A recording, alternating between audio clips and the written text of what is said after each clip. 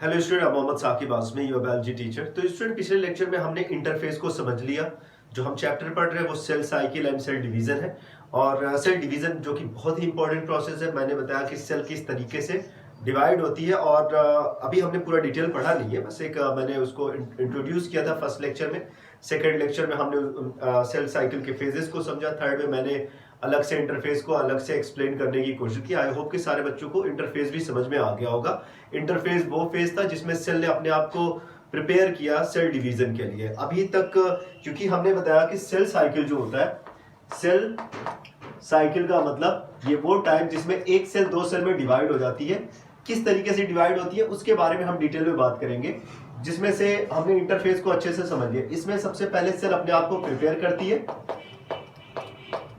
Cell अपने आप को प्रिपेयर या सेल का ग्रोथ होता है, जो ऑलमोस्ट 95% टाइम सेल साइकिल का कौन लेता है? इंटरफेस। उसके बाद सेकेंड जो टॉपिक आता है, इसमें जो सेकेंड फेज आता है वो होता है एम फेज। इसको दूसरे नाम से भी जानते हैं, इसको माइटोटिक फेज भी कहते हैं,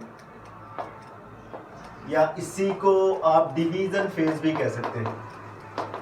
इसी को आप डिवीजन फेज भी कह सकते हैं। बहुत आसान सा समझ में आ जाएगा। और ये ऑलमोस्ट 5% ओनली 5% टाइम कंज्यूम करता है। जो भी सेल साइकिल जितना भी होता है, अगर 24 आवर का लगभग उसमें से 1 आवर का टाइम सिर्फ सेल डिवीजन में लगता है। अदरवाइज इंटरफेस का टाइम लगभग 23 आवर्स का टाइम उसने ले लिया। अब हम बात करेंगे कि किस तरीके से सेल एक सेल में डिवाइड होती है। तो हम एम फेज के बारे में बात करते हैं। एम फेज में एक सेल दो सेल में डिवाइड हो जाती है, लेकिन उसको समझने से पहले ये एम फेज क्या है, सेल कैसे डिवाइड होती है, तरीका अलग अलग हो सकता है। इसलिए आपको समझना पड़ेगा कि टाइप्स ऑफ सेल के बारे में, कितने टाइप की सेल पाई जा रही है हमारी बॉडी के अंदर। तो on the basis of cell division, या सेल डिवीजन जिस तरीके से होता है उस हिसाब से देखा जाए, दो टाइप की सेल हमारी बॉडी के अंदर पाई जा रही है। एक हो जाएगा आपका सोमैटिक सेल,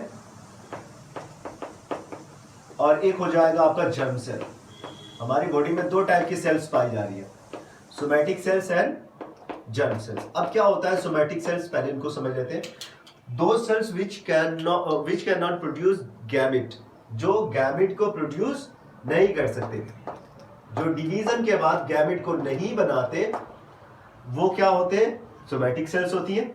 और जो डिवीजन के बाद गैमेट को प्रोड्यूस करती है उनको हम जर्म सेल्स बोलते हैं।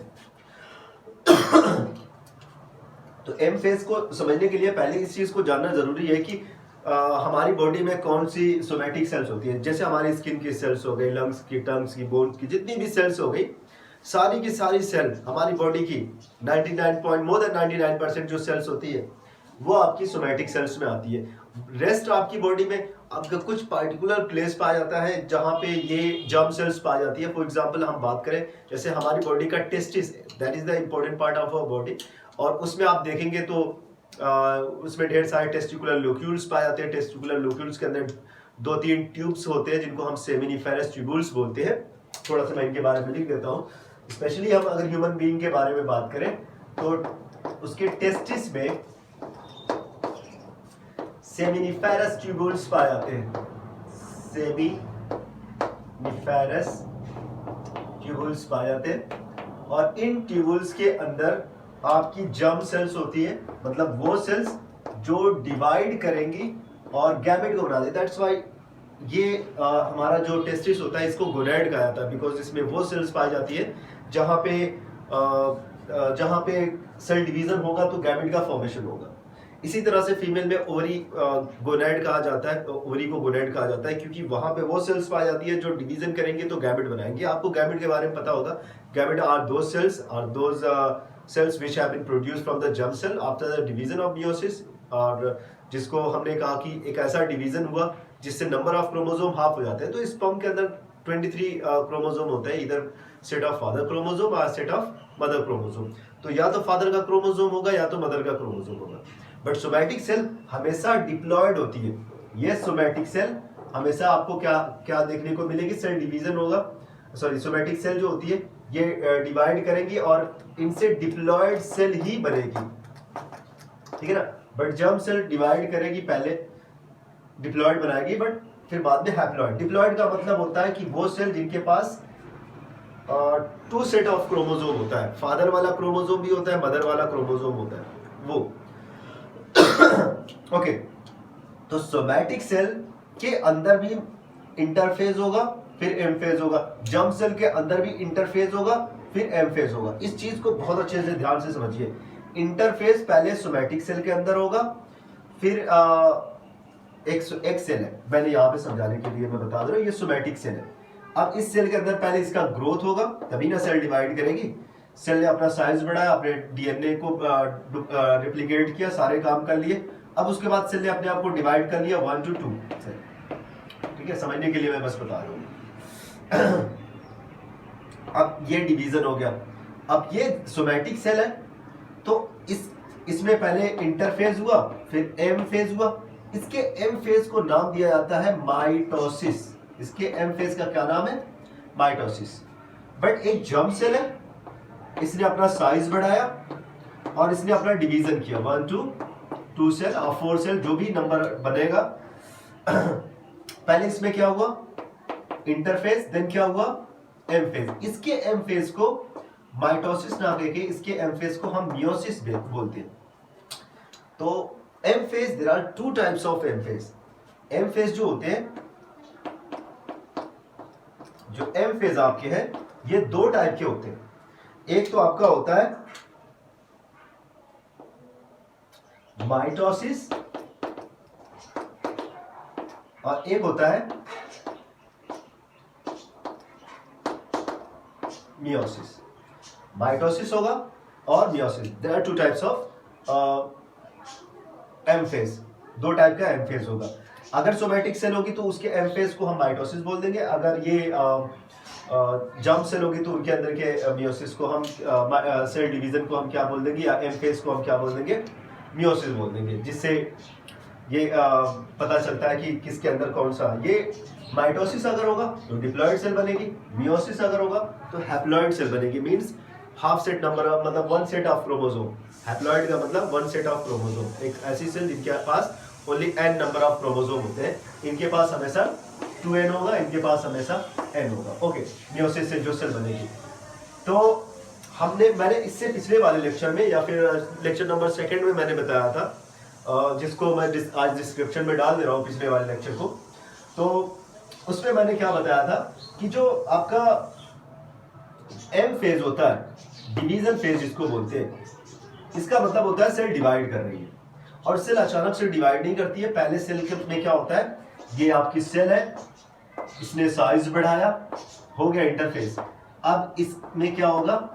पहले इसका न्यूक्लियस डिवाइड होगा, देन क्या होगा?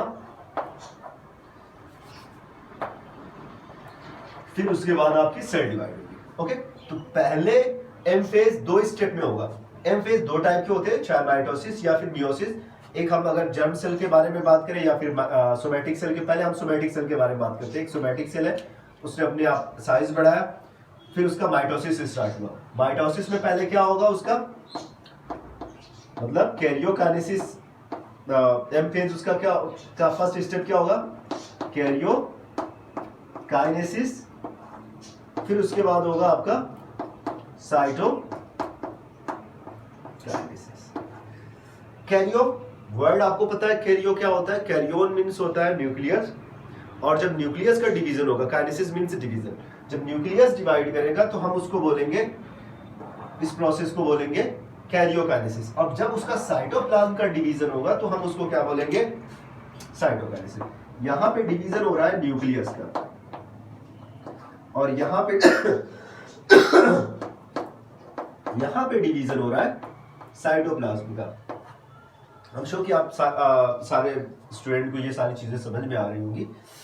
अब सेल न्यूक्लियस डिवाइड करता है। हम अभी फिलहाल बात कर रहे हैं सोमैटिक सेल के बारे में, क्योंकि जर्म सेल के अंदर जो मियोसिस वाला डिवीजन होता है उनमें थोड़ा सा ज्यादा कॉम्प्लेक्सिटी होती है। उसका एग्जांपल लेके समझाना बड़ा ही डिफिकल्ट होता है। तो हम एक पहले इसको समझ लेते हैं कि एक सोमैटिक सेल है, उसमें इंटरफेज हुआ, उसके बाद उसके एम फेज के बारे में हम बात करें। उसका एम फेज जो भी है, चाहे माइटोसिस मियोसिस, एक्चुअली माइटोसिस ही है। कैरियोकाइनेसिस होगा पहले, उसमें डिवाइड सेल करेगी तो पहले कैरियोकाइनेसिस होगा, पहले न्यूक्लियस डिवाइड करेगा। अब जब कैरियोकाइनेसिस होता है, चाहे माइटोसिस हो चाहे मियोसिस हो, मतलब उनका जब न्यूक्लियस डिवाइड करता है तो न्यूक्लियस 4 स्टेजेस में डिवाइड करता है, या इसके 4 स्टेजेस होते हैं, 4 स्टेप्स में डिवाइड करता है। और ये स्टेप्स जो होते हैं वो होते हैं prophase, metaphase, anaphase and telophase. Prophase, metaphase, anaphase and telophase. तो ये चीज याद रखें कि जो कैरियोकाइनेसिस होगा, चाहे वो सोमैटिक सेल का कैरियोकाइनेसिस हो, चाहे आपका जर्म सेल का कैरियोकाइनेसिस, क्योंकि कैरियोकाइनेसिस दोनों में होगा।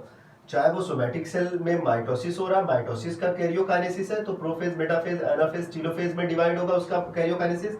अगर मियोसिस का कैरियोकाइनेसिस होगा तो भी prophase, metaphase, anaphase and telophase में डिवाइड होगा। तो फिलहाल हम जो पढ़ने जा रहे हैं वो सोमैटिक सेल के बारे में ही पढ़ने जा रहे हैं। आसान है, चीजों को आप आराम से पढ़ेंगे, एक बार में नहीं समझ में आएगा, दूसरी बार में आराम से समझ में आ जाएगा। चीजों को अच्छे से पढ़िए। हाँ, ये है कि आप इस चीज को थोड़ा सा देख लीजिए, माइटोसिस और मियोसिस में क्या डिफरेंस है। एक डिफरेंस को पढ़ते हैं अभी, एक दो डिफरेंस को पहले पढ़ते हैं, फिर उसके बाद बाकी सारी चीजों को हम समझ लेंगे। देखो सिंपल सा है, माइटोसिस सोमैटिक सेल में होता है, मियोसिस जर्म सेल में होता है। माइटोसिस एक ऐसा सेल डिवीजन है जिसमें नंबर ऑफ क्रोमोसोम जो होते हैं ना, नई सेल के अंदर जो पेरेंटल सेल है और उससे बनने वाली जो डॉटर सेल्स होते हैं, उनके अंदर नंबर ऑफ क्रोमोसोम सेम होता है। भले से कंटेंट कम ज्यादा, उनके पास न्यूक्लिक एसिड ज्यादा है, इनके पास न्यूक्लिक एसिड कम है, उनकी सेल बड़ी है, इनकी सेल छोटी है, वो अलग बात है।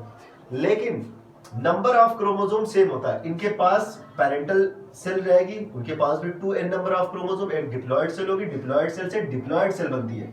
बट मियोसिस क्या करता है, वो भी डिप्लॉयड सेल में होता है, मियोसिस भी डिप्लॉयड सेल में होता है, बट वो क्या कर देता है, वो नंबर ऑफ क्रोमोसोम को रिड्यूस कर देगा, वो हाफ कर देगा। या तो उसके पास जो भी सेल मियोसिस से बनी है, या तो उसके पास फादर वाला क्रोमोसोम होगा, या तो उसके पास मदर वाला क्रोमोसोम होगा।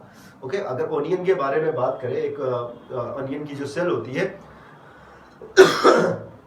जिसमें 16 क्रोमोसोम पाए जा रहे हैं, तो अगर मियोसिस हो रहा है तो हर गैमेट के अंदर क्या होगा, 8 सेल होंगे।